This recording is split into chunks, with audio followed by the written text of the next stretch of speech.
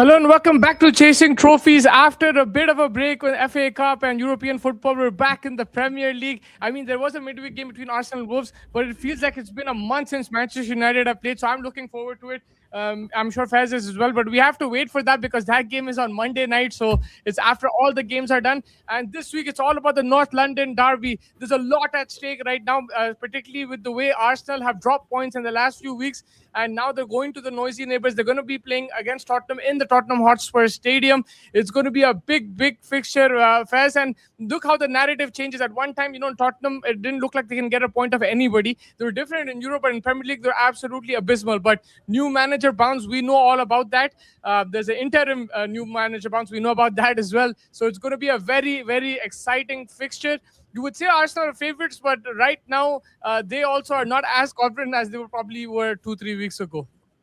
Yeah, 100%. I think right now they're going to be extra pressure in this derby, particularly for Arsenal. Their record away hasn't been that great. There've been a lot of draws in the recent history, and I think now Spurs have an agenda here. See, they're not doing well in the Premier League, but that won't stop them from pulling the legs of the Arsenal and the Arsenal fans, right? And that is where the pressure develops. With every passing second, they're going to remind them that there's just a 2 points gap between them and City. If City wins and stuff, and also Aston Villa is like a bit 5 points away, so there is a little bit of catching up from other teams that's happening there. Plus the forms of if they play defensive again, I think their fans will start booing them.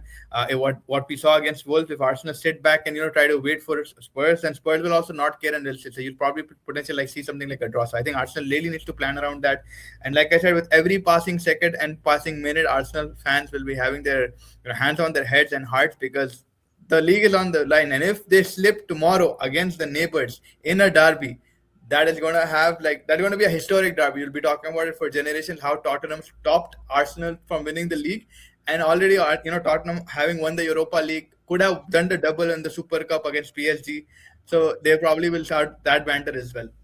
Yeah, growing up, actually, for us, this derby used to be the most exciting because at times it looked like they were more level pegging. I know Arsenal fans won't agree with this, and historically, Arsenal is much better than Tottenham. They win more cups. I completely agree. But, when we were in school and college, when Harry Kane was there, Son was there, Arsenal also had players. It was Takkar ka mukabla. Now, I think, again, it's favored in Arsenal's favor. But like you said, the atmosphere, Tottenham will be rocking tomorrow. On Sunday, that stadium will be bouncing. Everyone's going to be excited because they also smell blood, right? They also know that Arsenal is under pressure. Normally, when this fixture is happening the last couple of years, Tottenham are about to sack a manager. They're about to, be 15th, 16th. And it is similar right now, but now they have a new manager, a fresh guy. Tudor is at the wheel. They'll be looking to back him, and that energy will be there. I know there's no Harry Kane, there's no Son. They don't have that superstar, but the likes of Simmons, Solanke, they just need to step up. They need to be, on their best game, find something. I know Tottenham also still have some injuries going, but that crowd will get them going. And I think for Arsenal, it's kind of a blessing in disguise that they're playing away from home, because like you said, if this was in the Emirates and 0-0 at halftime, the fans will be on top of them. And Arsenal's fan base is very thin. We have arguments when there's a big thing, when Amiram goes or thing, but Arsenal debate on little kind of situations, and right now they're very stressed out, so maybe it's better for their players. They are playing away from home. It can go either way, man. If Thomas Frank was still the manager, it would have been so funny because of that image that we saw with the Arsenal winning cup. That would have been amazing. But I think that's what it is with Tottenham right now. This is the best moment that they can give their fans in the Premier League, right? I know they're 14th right now. They get 3 points. They move up into probably the top 11, 12 kind of a thing, or top of the second half of the table. 16th right now.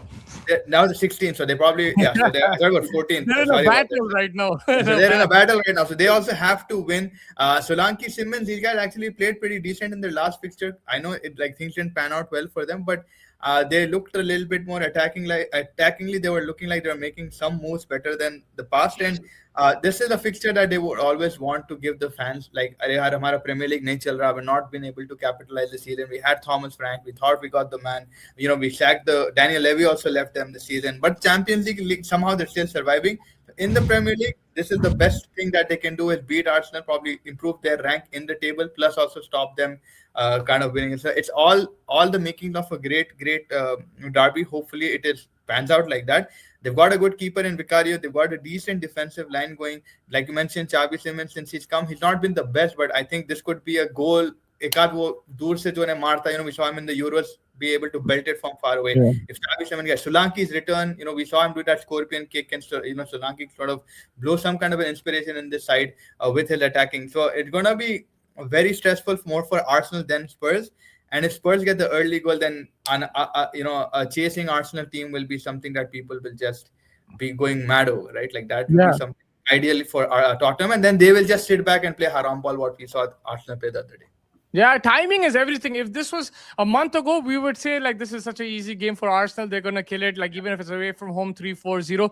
But timing is everything. Right now, but the pressure is on Arsenal, like you said, because they have Man City breathing down their necks, and one mistake here and there, that's gonna already we've seen their fan base collapse a bit, and they have their own problems right now. But yeah, I think for them the best thing would be is just to be again defensively a bit solid, but be a bit more attacking too. Put the pressure on Tottenham and try to get the 3 points. If they don't get the 3 points, even if it's a draw, by the way, it's not going to be good for Arsenal. Like a draw will favor Tottenham, and Tottenham fans will be happy because they just want to do anything to contribute to derailing Arsenal's league title. Like for them, that is the main thing. They are supporting Man City through and through. It doesn't matter who else is doing what, but so now they've stopped City. They made it 2-2 there. If they did it against City, why not against Arsenal? That's how they will be thinking.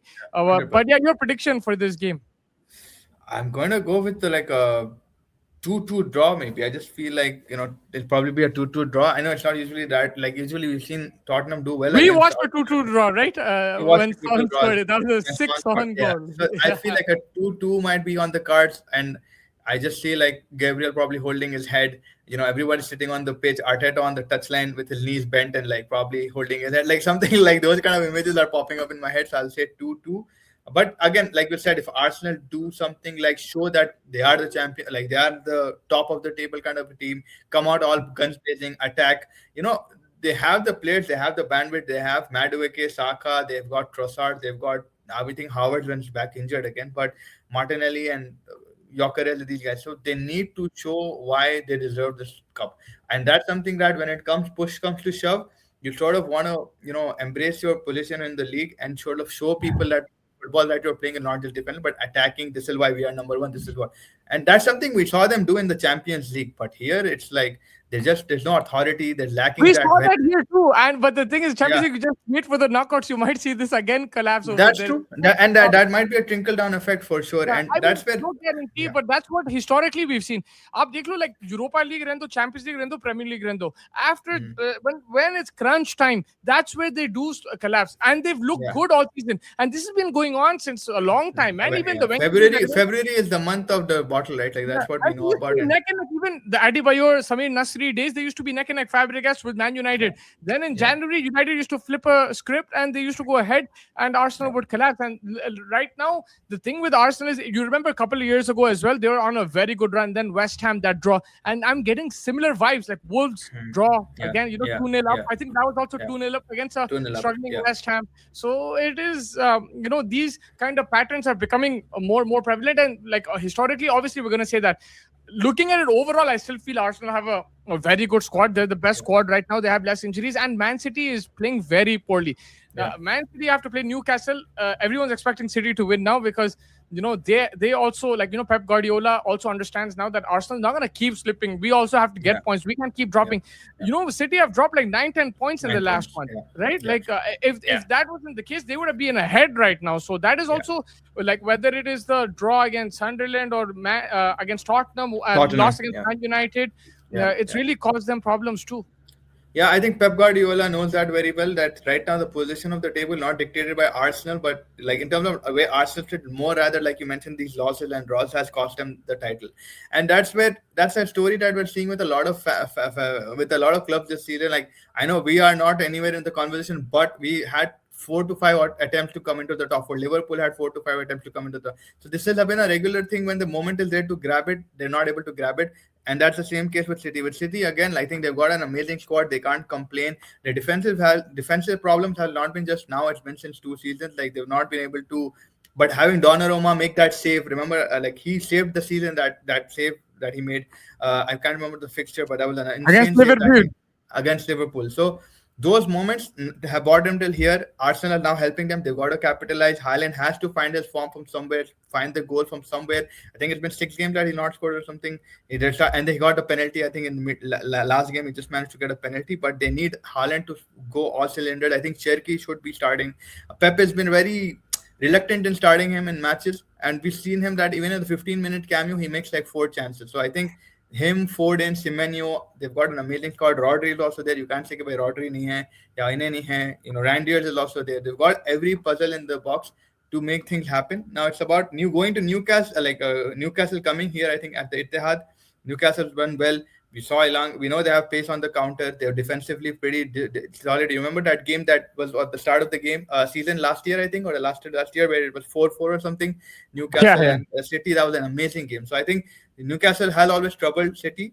But at Etihad right now, what the situation is, they need to find the rhythm and momentum. Or else if they slip, then like you just can't complain you lost. Like third time you had an opportunity to go up in the top of the table, and yeah, it's Pep Guardiola territory right now. I somehow feel that because Newcastle made that trip to Karabakh, it's a long trip back. They're going to be tired, and City will slap them. That's what I feel. And if they don't, then obviously I'll also be shocked. Like, come on, man. Then like you're feeding into Arsenal's hands. Like right now, is there any news on Haaland? Because he didn't play in the FA Cup. There was a slight injury worry for him, but I think he's going to play on tomorrow. At the late night fixture, I think he's going to play. Yeah, I think it's more like just a cautious thing. There's no injury mentioned anywhere, but I think like it's just a caution. Okay, let him rest it out, and I think it's decent. Like give him enough rest that he can get.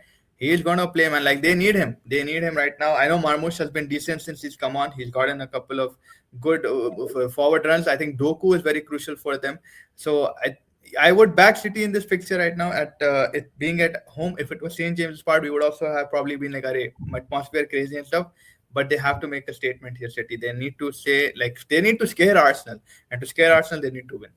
See, that is why a lot of people are backing City, because if you just see what you've talked about in the last 12 minutes, you mentioned Haaland, you mentioned Doku, you haven't mentioned any Arsenal striker. Like you have exactly. Yeah, for sure. So this is where that's why people are scared when it comes to Premier Leagues. You talk about the strikers, you talk about the goal scorers, and you said Haaland needs to play. Like normally we say for Arsenal, who's the star player? Saka, he needs to play. Gyökeres needs to play. You haven't mentioned that. That means, and that is why people are favoring City, because to win a league, you also need goals. Defensively solid is a very good thing, but at the same time, you need somebody who can take the game off of the neck. When you're 2-0 up, you make it 3-0, 4-0. That's what Haaland can do, and that's what Arsenal is missing. And they're gone back to that trio of Trossard, Jesus, and Martinelli, despite getting the likes of Gyökeres and Eze in the team. So and that's something that you've got to question Arteta about Eze and why he's not starting. Like you've got that bandwidth, utilize it. Don't be so protective. You've got 4 finals right now. You've got Carabao, FA Cup. But what is the most important thing that you want to win?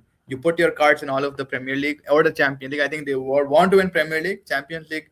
If they do, then they do. But I think if that is your key metric of success, Premier League, then you put all your best players in this squad. Don't play them on a stupid night in Europe just to for no reason. There's no point of playing because you've already qualified to the next round. I think he's doing that because he doesn't think he doesn't trust them. That's the problem. Otherwise, he would. I guess that's why. If you're not willing to give control to the player, like you mentioned, I think the other day also we were talking.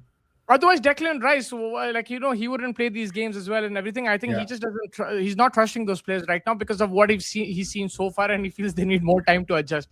It's simple as that. But I think definitely Arsenal will be under pressure, but things can change in the Premier League. We'll see what happens. Both fixtures, the Man City Newcastle is on Saturday night, and the Arsenal Tottenham is on Sunday. So Man City will be playing before Arsenal 3-4 times in this run-in. So that will put another type of pressure on Arsenal, because if City do win, psychologically, you know what's going on over there. And sorry. And the next game for Arsenal is Chelsea at home. So that is also going to be a very big game for them, right? Like what's to come also is what they're going to think. Yeah, and that is where, that Wolves game, has put in that pressure. Otherwise, Arsenal, I would still back them against Chelsea at home. I would back them. But now, if they drop at Tottenham and then now every team will start looking at them, and they'll also understand a game plan. And what it is that if you play football against Arsenal, they're going to get you because they'll just sit defensively, they'll be tight and they'll bang, right? Like Yeah. corner, and that's it. But now what teams are understanding, let's sit back a bit. Even United, you see how they played against City, how they played against Arsenal. It's two Exactly. different styles, right? And Yep. they knew what to do, when to press them, when not to press them. And that's what other teams are doing as well. It's just Yeah. after Man United's game, I've seen Wolves do Yeah. it, Brentford do 100%. it. They're sitting and then they're hitting Yeah. them as well on the Yeah. counter. So, and Arsenal is sitting too much as well. But yeah, that pretty much wraps it up. Before we leave, we'll discuss Manchester United because we're biased and Yeah. they're playing against Everton Um, away. I'm just looking Revenge forward day, to it. revenge, Yeah, bro. We need 10 men yeah. revenge, bro. I'm looking forward to it because we haven't seen Man United play in a long time and we're on a good run. We haven't lost. I know we Yeah. drew the last game and there's no haircut, but like I'm just looking forward to watching Manchester United play. It's been a long time, man.